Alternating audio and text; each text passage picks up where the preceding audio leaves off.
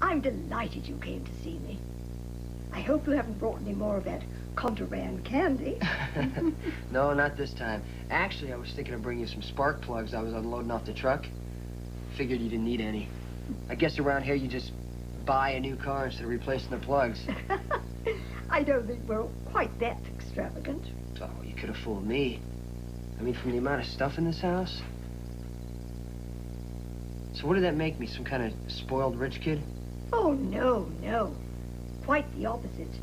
You were always down to earth, very honest and hard-working, very much like you are now. In fact, there's a lot more similarity between Jason Quartermain and Jason Morgan than you might imagine. You're willing to call me Jason Morgan. That's nice. I'm delighted to call you anything else that you like, now and in the future. How come you're not like the rest of the family? I don't see myself as being all that different. Well, you are. You're easy to be around. And you don't lean on me like the rest of them.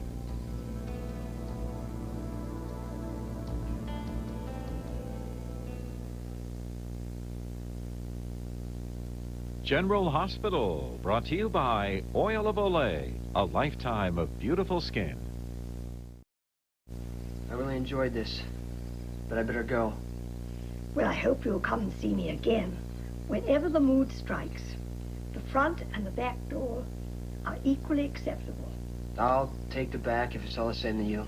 Less chance of running into people. As you wish. Goodbye, my dear. I'll see you later.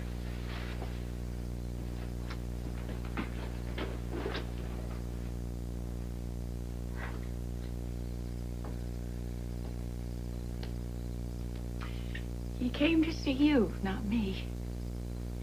I'm trying very hard not to let it hurt my feelings. Monica, how long have you been standing there? Long enough to know this isn't his first visit. I didn't invite him. He just despises us. Lila, how am I going to make him change his mind? Maybe you shouldn't push him. This identity crisis has to be horrible. And the last thing he needs is more pressure from the family. In the meantime, he has a job on the docks. His health is good. You should be thankful, dear.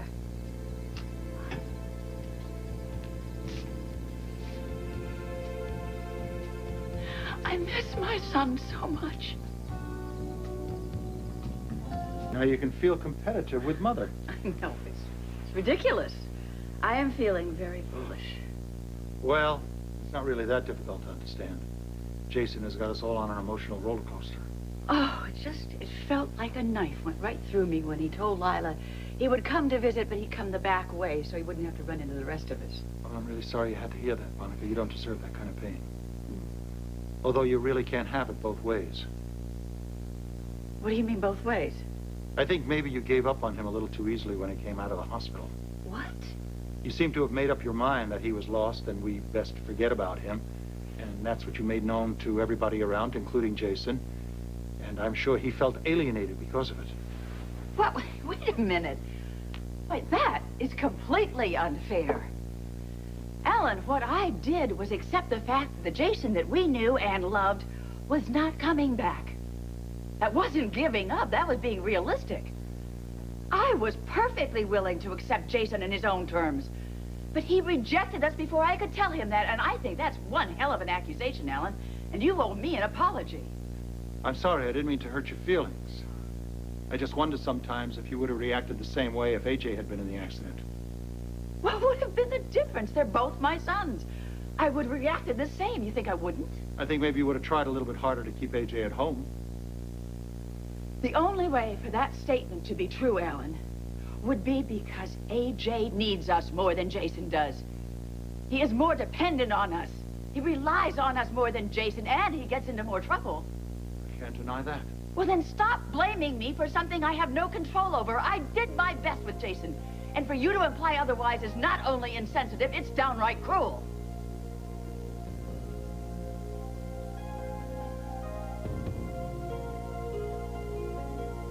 I know you did your best with Jason, but the point is you couldn't stop him from leaving the house. Oh, Oh, this is so like you, Alan. Shifting the blame to me.